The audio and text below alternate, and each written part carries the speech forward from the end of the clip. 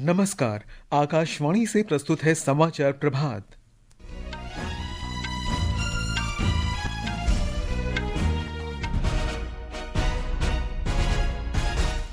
प्रधानमंत्री नरेंद्र मोदी ने तपेदिक उन्मूलन की भारत की प्रतिबद्धता की पुष्टि करते हुए सफल रणनीतियों को बढ़ाने का आह्वान किया। केंद्रीय मंत्री अश्विनी वैष्णव ने देश के पहले 3 नैनोमीटर चिप डिजाइन का अनावरण किया।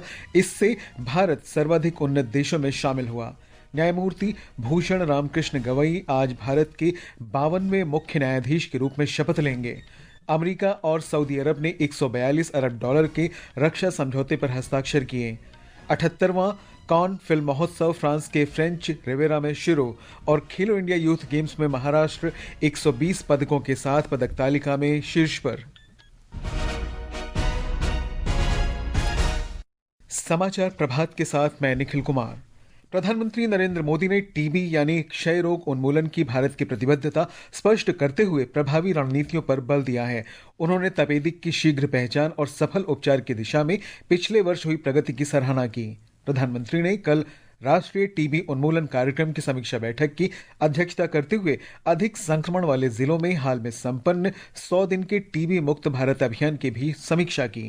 ब्यौरा हमारे संवाददाता से। इस अभियान के दौरान संक्रमण की आशंका वाले लगभग 13 करोड़ लोगों की जांच की गई, जिसमें 7,19,000 लोगों में संक्रमण की पुष्टि हुई, जिनमें 2,85,000 लोगों में संक्रमण के लक्षण नहीं थे। 1 लाख से अधिक निश्चय मित्र इस अभियान में शामिल हुए। बैठक के दौरान प्रधानमंत्री ने शहरी या ग्रामीण क्षेत्र तथा व्यवसाय के आधार पर क्षय रोग रुझान के विश्लेषण पर बल दिया। उन्होंने कहा कि इससे शीघ्र परीक्षण और उपचार की आवश्यकता वालों की पहचान में मदद मिलेगी। प्रधानमंत्री ने तपेदिक उन्मूलन के लिए जन भागीदारी के माध्यम से स्वच्छता पर बल दिया। बैठक में प्रधानमंत्री ने विश्व स्वास्थ्य संगठन की वैश्विक टीबी रिपोर्ट 2024 के निष्कर्षों का भी उल्लेख किया। रिपोर्ट के अनुसार टीबी में 18% की गिरावट दर्ज हुई है। केंद्रीय स्वास्थ्य मंत्री जगत प्रकाश नड्डा, प्रधानमंत्री के प्रधान सचिव और वरिष्ठ अधिकारी भी इस बैठक में उपस्थित रहे। रईसुद्दीन की रिपोर्ट के साथ समाचार कक्ष से शक्ति सिंह। प्रधानमंत्री नरेंद्र मोदी ने पाकिस्तान को कड़ा संदेश देते हुए कहा है कि अब कोई ऐसी जगह नहीं बची है जहां आतंकवादी चैन की सांस ले सकें। उन्होंने कहा कि भारत के पास आतंकवादियों को उनके घर में घुसकर खत्म करने की क्षमता है। श्री मोदी ने पंजाब के आदमपुर वायुसेना स्टेशन पर वायु सैनिकों को संबोधित करते हुए ये बात कही। पाकिस्तान में ऐसा कोई ठिकाना नहीं है जहां बैठकर आतंकवादी चैन की सांस ले सके। हम घर में घुसकर मारेंगे और बचने का एक मौका तक नहीं देंगे। और हमारे ड्रोन्स, हमारी मिसाइलें, उनके बारे में तो सोचकर पाकिस्तान को कई दिन तक नींद नहीं आएगी। श्री मोदी ने ऑपरेशन सिंदूर की सफलता की सराहना करते हुए कहा कि ये भारत की नीति, नियत और निर्णायक क्षमता की जीत है। प्रधानमंत्री की ओर से स्वदेशी रक्षा उपकरणों की सराहना के बाद शेयर बाजार में रक्षा क्षेत्र की भारतीय कंपनियों के शेयरों में कल 9% तक उछाल देखा गया। ऑपरेशन सिंदूर के बाद सोमवार को राष्ट्र के नाम अपने पहले संबोधन में प्रधानमंत्री ने इस बात पर बल दिया कि अब सेना के लिए भारत में बनी सामग्री के उपयोग का समय आ चुका है। शेयर बाजार में रक्षा कंपनियों में भारत डायनामिक्स के शेयरों में सर्वाधिक उछाल देखा गया। 9.4% की तेजी के साथ इसके शेयरों की कीमत 1,718 रुपए तक पहुंच गई। वहीं हिंदुस्तान एरोनॉटिक्स के शेयरों की कीमत 4.6% की बढ़त के साथ 4,645 रुपए तक पहुंच गई। वहीं दूसरी ओर चीनी रक्षा कंपनियों के शेयर के भाव 9% तक गिर गए। चीन के J-10C लड़ाकू विमानों की निर्माता एविक चेंगडू एयरक्राफ्ट जैसी प्रमुख कंपनियों को कल सबसे ज्यादा नुकसान हुआ। चीनी रक्षा सामग्री का सबसे बड़ा बाजार पाकिस्तान है। भारत सरकार ने नई दिल्ली में पाकिस्तानी उच्चायोग में कार्यरत एक पाकिस्तानी कर्मचारी को अनधिकृत गतिविधियों में शामिल होने के कारण अवांछित व्यक्ति घोषित किया है। विदेश मंत्रालय की विज्ञप्ति में इस कर्मचारी से 24 घंटे के अंदर भारत छोड़ने को कहा गया है। पाकिस्तानी उच्चायोग को कल इस बारे में आपत्ति पत्र जारी किया गया। इलेक्ट्रॉनिकी और सूचना प्रौद्योगिकी मंत्री अश्विनी वैष्णव ने कल नोएडा तथा बेंगलुरु में अत्याधुनिक सेमीकंडक्टर डिजाइनिंग केंद्र का उद्घाटन किया।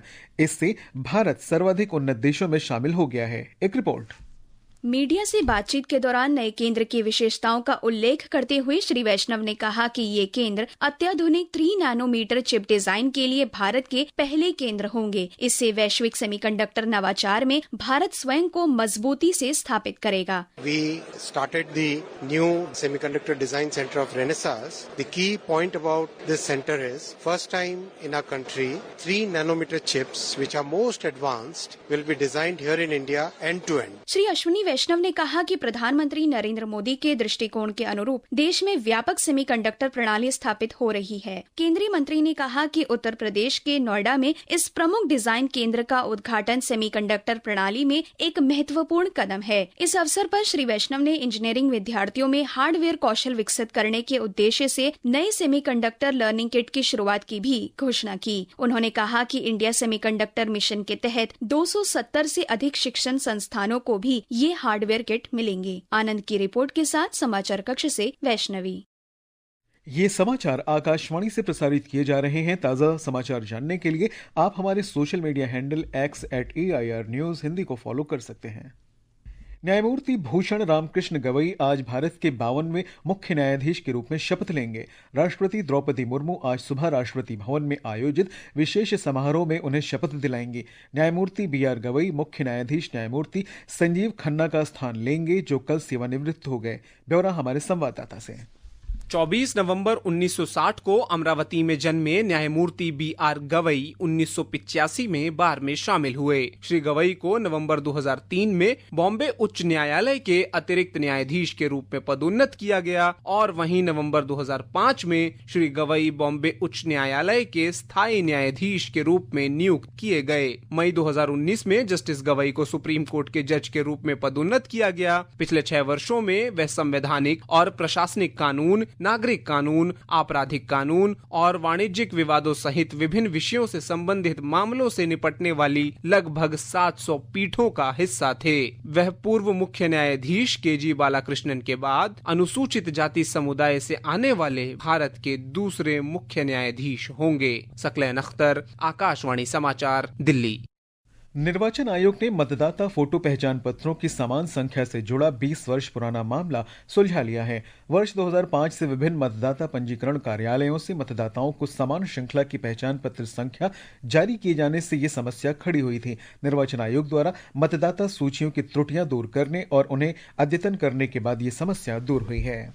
देश में अप्रैल 2024 से फरवरी 2025 के दौरान कोयला आयात में पिछले वित्तीय वर्ष की इसी अवधि की तुलना में 9.2% की कमी आई है।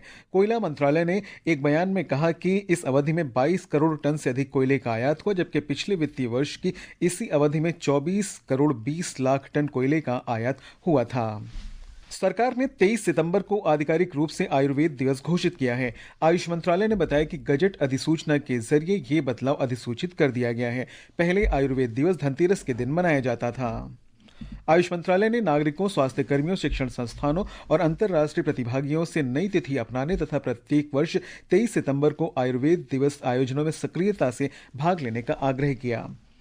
अमेरिका के राष्ट्रपति डोनाल्ड ट्रंप और सऊदी अरब के युवराज मोहम्मद बिन सलमान के बीच कल जद्दाह में रणनीतिक आर्थिक साझेदारी समझौते पर हस्ताक्षर हुए। इस समझौते में आर्टिफिशियल इंटेलिजेंस, ऊर्जा उत्पादन, चिकित्सा क्षेत्र और लगभग 142 अरब अमेरिकी डॉलर लागत से बड़े पैमाने पर हथियारों की खरीद शामिल है। राष्ट्रपति ट्रंप के मध्य पूर्व देशों की 4 दिन की यात्रा की शुरुआत कल सऊदी अरब से हुई।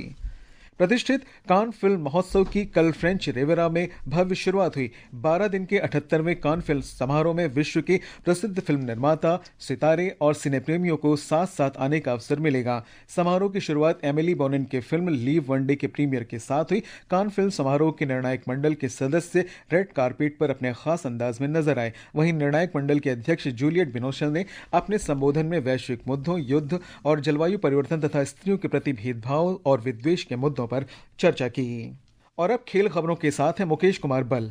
खेलो इंडिया यूथ गेम्स में 10वें दिन महाराष्ट्र ने 100 पदकों का शानदार आंकड़ा पार कर लिया है। 46 स्वर्ण और 38 रजत पदकों के साथ 120 पदक जीतते हुए महाराष्ट्र पदक तालिका में शीर्ष पर बना हुआ है। 19 स्वर्ण और 9 रजत सहित 42 पदकों के साथ पदक तालिका में राजस्थान दूसरे तथा 17 स्वर्ण और 13 रजत सहित 57 पदकों के साथ हरियाणा तीसरे स्थान पर है। पदक तालिका में कर्नाटक चौथे स्थान पर है। समापन समारोह के साथ कल बिहार में खेलो इंडिया यूथ गेम्स संपन्न होंगे। इसके अलावा सैफ अंडर 19 फुटबॉल चैंपियनशिप में मेजबान भारत ने कल अरुणाचल प्रदेश के यूपिया में नेपाल को 4-0 से हराते हुए ग्रुप बी में शीर्ष स्थान हासिल कर लिया है। शुक्रवार को सेमीफाइनल में भारत का सामना ग्रुप ए के उपविजेता मालदीव से होगा। उधर बैंकॉक में आज थाईलैंड ओपन बैडमिंटन प्रतियोगिता में भारत के लक्ष्य सेन, प्रियांशु राजावत, उन्नति हुडा, मालविका बंसोड़ और महिला डबल्स में गायत्री गोपीचंद और त्रिशा जॉली की जोड़ी अपने अभियान की शुरुआत करेगी।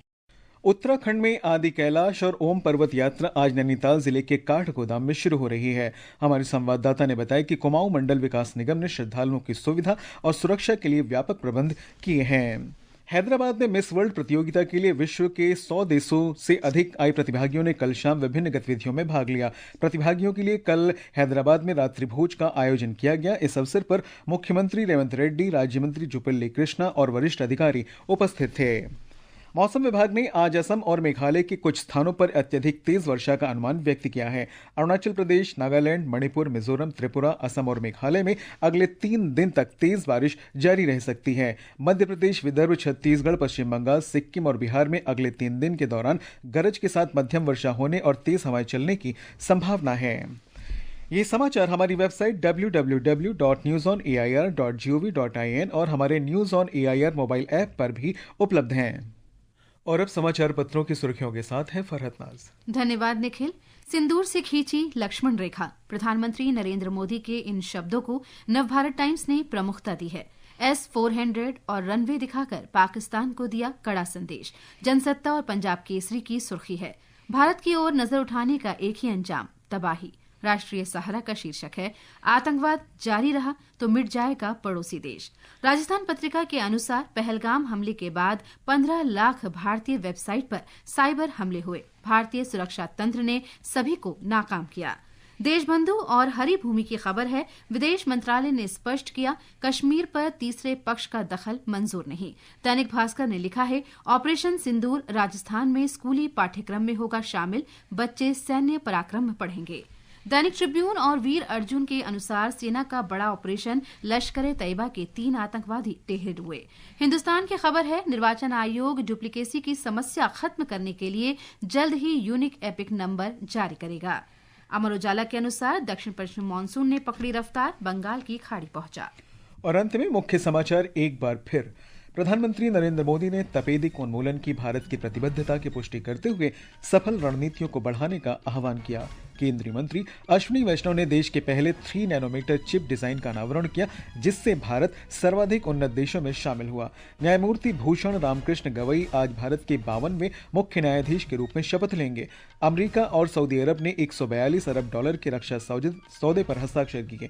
78वां कॉन फिल्म महोत्सव फ्रांस के फ्रेंच रिवेरा में शुरू और खेलो इंडिया यूथ गेम्स में महाराष्ट्र 120 पदकों के साथ पदक तालिका में शीर्ष पर। इसके साथ ही समाचार प्रभात का ये अंक समाप्त हुआ। नमस्कार।